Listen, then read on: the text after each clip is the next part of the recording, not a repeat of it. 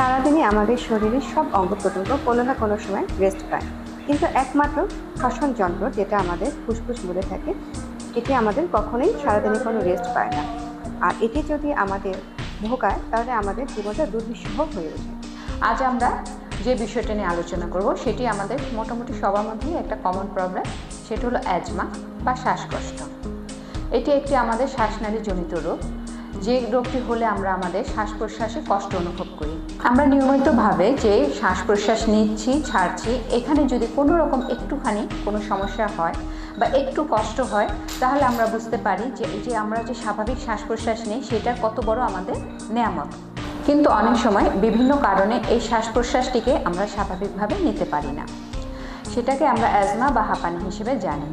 এই অ্যাজমা বা হাঁপানির মেন কারণ হচ্ছে অনেক সময় আমাদের অ্যালার্জি প্রবলেম থাকে, সেটা ধুলো বালি বা কোনো ফুলের রেণু, তারপরে আমাদের ফুসফুসে কোনো প্রবলেম থাকে।